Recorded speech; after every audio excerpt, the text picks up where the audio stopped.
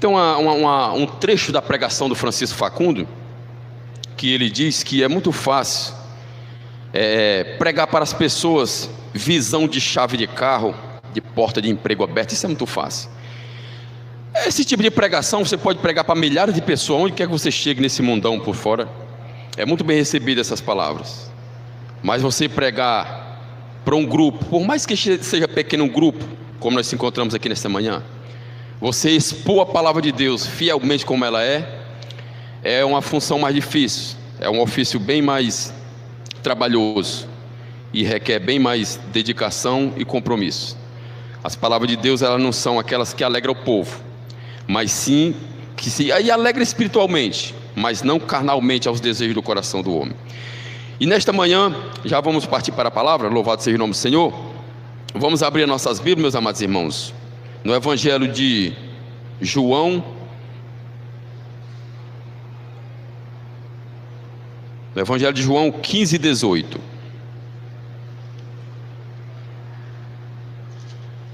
O Evangelho de João 15, 18.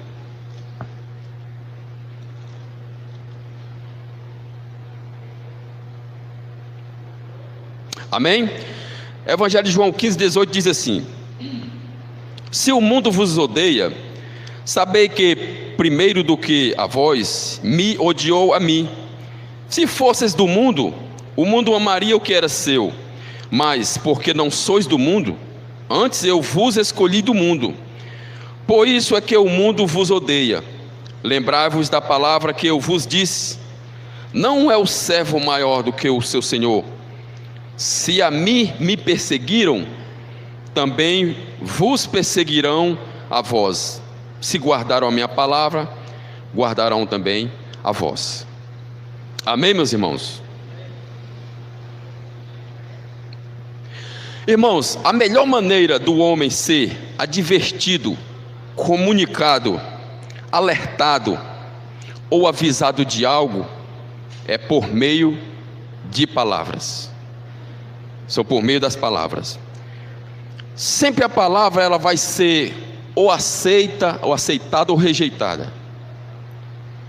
E na nossa vida secular nós sabemos que os pais dão instrução aos seus filhos, os pais aconselham seu filho, mostra qual o melhor caminho que ele deve andar, mostra os perigos do mundo, das amizades. E muitas vezes também nós, quando temos amigos, nós advertimos os amigos de alguns perigos, ou de algumas coisas, levar ao conhecimento dele, tipo o perigo de passar por alguma rua, o perigo de certas amizades. As palavras elas servem para advertir, para alertar as pessoas. E não é diferente no mundo espiritual. A palavra de Deus, irmãos, ela sempre foi ao longo dos tempos aceitada por muitos, mas também rejeitada por muitos. E nós vemos que ela também, a palavra, ela é a causa de muitas mortes, perseguições, conflito, guerras e tribulações no que concerne a ganância, o poder, a ambição, lucros ilícitos e vida contrária ao que ordena a palavra do Senhor. E nós já começamos a ver nesta manhã que é por meio de palavras em que a maioria dessas coisas aconteceram no passado, está acontecendo e vai continuar acontecendo. E para isso nós vamos abrir nossas Bíblias já em Mateus, no capítulo 2, porque isso é um dos primeiros pontos em que nós vamos ver já alguns exemplos de quando a ganância, o poder, a ambição, lucros ilícitos foi causa de morte, de perseguição, de desavença e de muitos constrangimentos. Mateus 2, a partir do versículo 1 mesmo. Diz assim, Mateus 2: tendo, pois, Jesus nascido em Belém da Judéia, no tempo do rei Herodes, eis que vieram do Oriente a Jerusalém uns magos e perguntavam: onde está aquele que é nascido rei dos judeus? Pois do Oriente vimos as suas estrelas e viemos adorá-lo. O rei Herodes, ouvindo isso, perturbou-se e com ele toda Jerusalém. E reunido todos os principais sacerdotes e os escribas do povo, perguntaram-lhe: onde havia de nascer o Cristo? Respondeu-lhes eles: em Belém da Judeia, pois assim está escrito pelo profeta: e tu, Belém, terra de Judá, de modo nenhum és a menor entre as principais cidades de Judá, porque de ti sairá o guia que é apacentar o meu povo de Israel. Então Herodes chamou secretamente os magos e deles inquiriu com precisão acerca do tempo em que a estrela aparecera. E enviando-os a Belém, disse-lhe: ide perguntai diligentemente pelo menino, e quando o achardes, participai-me para que eu vá e o adore. Estamos vendo aqui, irmãos, o primeiro ponto desse sermão desta manhã, a respeito de quê? Herodes, rei da Judéia, toda aquela região de Jerusalém, e também de todas aquelas regiões, abrangia muitos povoados. Esse homem, ele tinha o poder dado por Roma, em si ali o rei daquela região. Mas de repente esse homem, ele é surpreendido por alguns magos que chegaram do Oriente, perguntando aonde havia de nascer o rei, o menino que seria rei dos judeus. Aquela pergunta que aquele mago fez para aquele homem foi o suficiente para tirar o sossego daquele homem. Aquele homem agora viu ali uma certa ameaça ao seu poder, do seu reinado.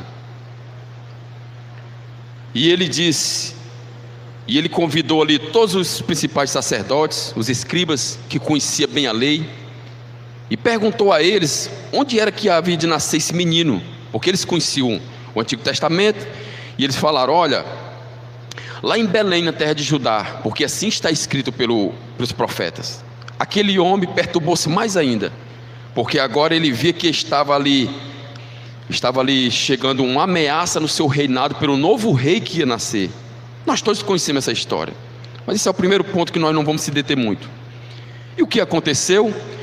Os magos foram até onde iria nascer Jesus, realmente confirmaram o nascimento de Jesus, adoraram Jesus, mas o Espírito de Deus fizeram com que aqueles magos voltassem por outro lugar, e assim Herodes se irou-se muito e mandou matar todos aqueles meninos, desde quando tinham nascido até de 2 anos, crendo ele que também tinha matado Jesus. Jesus, ele teve essa ameaça de morte, essa séria ameaça de morte, pela ameaça que ele trouxe ao reinado desse homem, ao poder desse homem. Jesus ainda nem sabia falar, e já foi uma ameaça para o reino desse homem, para o reinado desse homem, para o poder. E lá no versículo 16 diz assim: então Herodes, vendo que fora iludido pelos magos, irou-se grandemente e mandou matar todos os meninos de 2 anos para baixo que havia em Belém e em todos os seus arredores, segundo o tempo em que, com precisão, inquirira dos magos. Esse homem entrou em desespero e nessa ira, e mandou matar todos os meninos, crendo que tinha também matado Jesus. Esse é o resultado da ganância, o resultado do poder. Qualquer que seja a palavra, qualquer que seja algo ou alguém que seja ameaça para esse tipo de poder de reinado, ou de qualquer que seja império, ou de um sistema, qualquer que Deus levanta para confrontar esse tipo de pessoa, seja sistema, seja poder, seja rei, a pessoa é confrontada e, por que não, até ameaçada de morte. Vamos abrir em 1 Samuel, para nós vermos mais um exemplo. Em 1 Samuel, nós vamos ver mais algum exemplo a respeito da ganância, da cobiça, do poder. 1 Samuel, no versículo 18, no capítulo 18, 18:6, diz assim: sucedeu, porém, que, retornando eles, quando Davi voltara a ferir o filisteu, as mulheres de todas as cidades de Israel saíram ao encontro do rei Saul, cantando e dançando alegremente, com tamboris e com instrumentos de músicas. E as mulheres dançando cantavam umas para as outras, dizendo: Saul feriu seus milhares, porém Davi seus 10 milhares.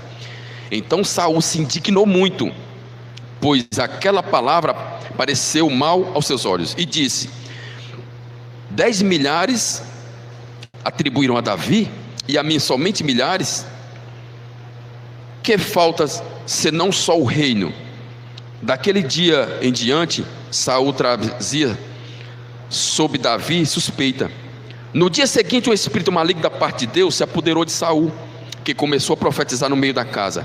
E Davi tocava a harpa, como nos outros dias. Saul tinha na mão uma lança, e Saul arremessou a lança, dizendo consigo: encravarei a Davi na parede. Davi, porém, desviou-se dele por 2 vezes. Estamos vendo mais um exemplo, irmãos, da ganância, da inveja da parte de Saul para com Davi. Nós sabemos de todo esse acontecimento. Depois o Espírito de Deus se retirou de Saul, e ele não tinha mais o poder de Deus sobre ele. Tentou matar Davi exatamente por essas coisas que a gente viu, por inveja, por ganância. E nós não ficamos de fora disso. Nós não ficamos de fora porque o sistema que está aí, todos nós sabemos o que é o sistema quando nós nos referimos. Qualquer que seja aquele que Deus levanta para combater, seja fins lucrativo, seja lutar contra o pecado, seja denunciar algumas práticas que sejam contrário à palavra de Deus que eles exercem, nós também seremos confrontados e mal vistos, e até dito como não pessoas de Deus. Isso que aconteceu com Saul e Davi deixa um exemplo bem claro.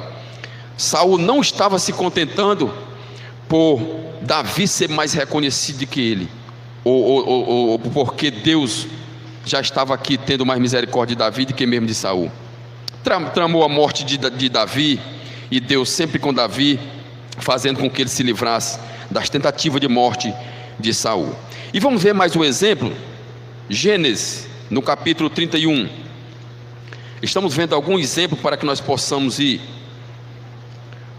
para onde eu quero trazer para os dias atuais, para a igreja. Gênesis 31, também no capítulo 1. Aquele que não encontrou, só acompanhe, por favor. Jacó, entretanto, ouviu as palavras dos filhos de Labão, que dizia: Jacó tem levado tudo o que era de nosso pai, e do que era de nosso pai, e que nosso pai adquiriu, e ele com todas as riquezas. Viu também a Jacó o rosto de Labão, e eis que não era mais para com ele como dantes. Também conhecemos a história de Labão e Jacó. Esse homem, eles se juntaram, né? Trabalharam juntos, foram enriquecendo juntos, mas depois a inveja de Labão veio sobre Jacó. Tudo isso, a Jacó, viu que o rosto de Labão não era mais como dantes para com ele, porque viu que Deus estava abençoando bem mais a Jacó. Isso também trouxe inveja, por conta da ganância que o homem tem no coração, principalmente o homem que não tem Deus. Então, meus amados irmãos, pulem para Gênesis 37, no versículo 18. 37 e 18. Eu estou dando só uma rápida passagem nesses capítulos, para que nós vamos lembrando desse acontecimento da Bíblia. Gênesis 37, no capítulo 18.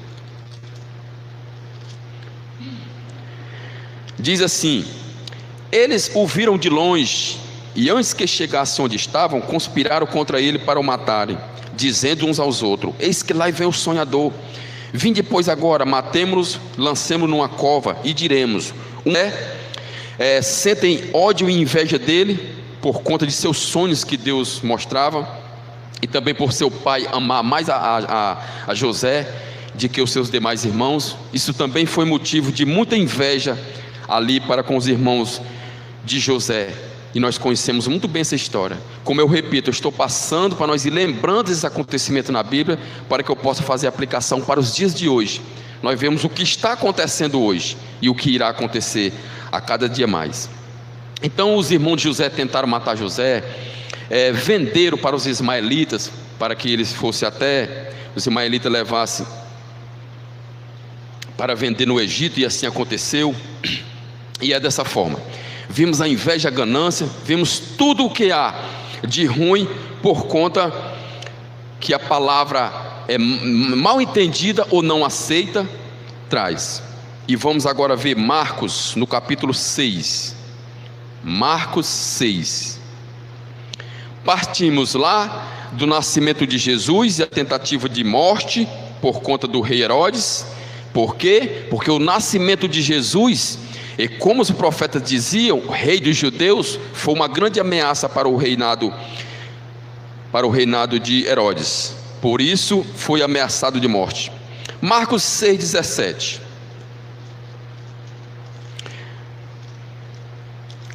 Diz assim: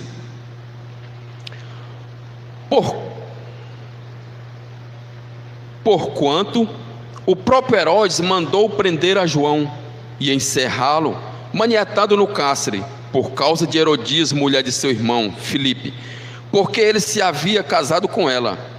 Pois João dizia a Herodes: não te é lícito ter a mulher de teu irmão. Por isso Herodias lhe guardava rancor e queria matá-lo, mas não podia. Estamos vendo mais um acontecimento em que João Batista pregava no deserto da Judéia, e por certa vez, usando a palavra de Deus, ele denunciou essa prática pecaminosa. E nós vimos que Herodes mandou prendê-lo, mas Herodes reconhecia que João Batista era um profeta de Deus. Porém Herodias guardou esse ódio no coração, e até que procurou esperou por aquela ocasião que pudesse mandar decapitar o profeta de Deus. Nós vimos que pela ganância e pelo poder, homens tramam mortes de outros, como a de Jesus. Agora nós vimos que se denunciarmos também as práticas errôneas, principalmente de quem tem poder, seja aquisitivo ou seja poder na sociedade, nós vimos também que há um grande risco de nós perdermos a nossa vida, como aconteceu com o profeta João Batista. E vamos ver ainda mais em Mateus 10, 28, não precisa nem abrir, é bem conhecido. Vai dizer Mateus 10, 28.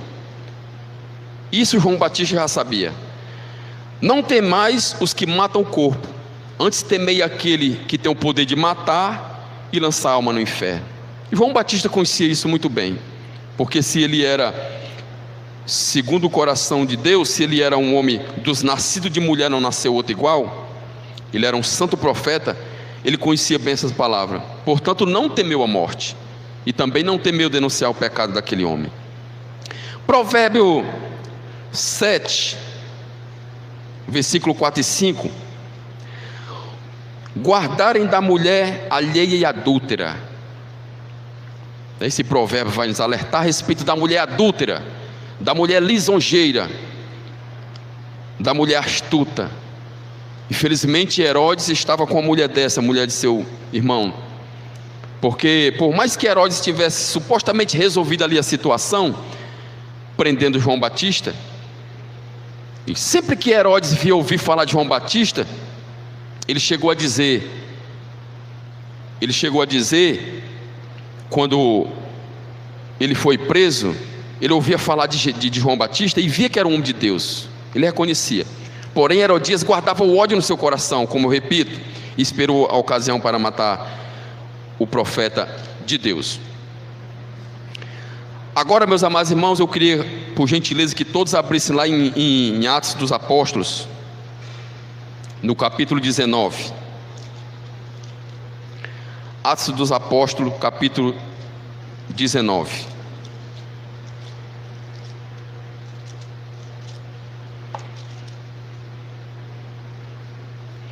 Atos 19, 23 ao 27. Nós já vamos começar a aplicar para os dias de hoje. Aqui, já o apóstolo Paulo, com suas pregações, com seu ministério, também confrontando muitas autoridades, muitos religiosos, muitos idólatras e toda sorte de pessoas que era o contrário ao ensinamento que Cristo trouxe. Vamos lá, Atos 19, 23 diz assim: por esse tempo houve um não pequeno alvoroço acerca do caminho, porque certo ourives, por nome Demétrio, que fazia de prata miniaturas do templo de Diana, proporcionava não pequenos negócios aos artífices, aos quais eles ajuntou, bem como os oficiais de obras semelhantes, e disse: senhores, vós bem saber que desta indústria nos vem a prosperidade, e estáis vendo e ouvindo que não só em Éfeso, mas em quase toda a Ásia, este Paulo tem persuadido e desviado muita gente, dizendo não seres deuses os que são feitos por mãos humanas. E não somente há perigo de que esta nossa profissão caia em descrédito, mas também que o templo da grande deusa Diana seja estimado em nada, vindo mesmo a ser destituída da sua majestade, aquela quem toda a Ásia e o mundo adora.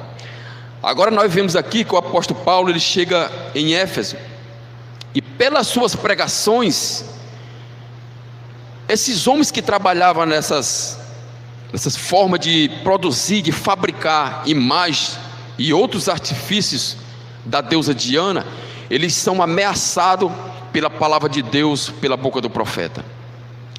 E aqueles homens agora ali, eles criam aquele tumulto, se reúnem a respeito do que deveriam fazer, por medo que os seus negócios caiam em descrédito.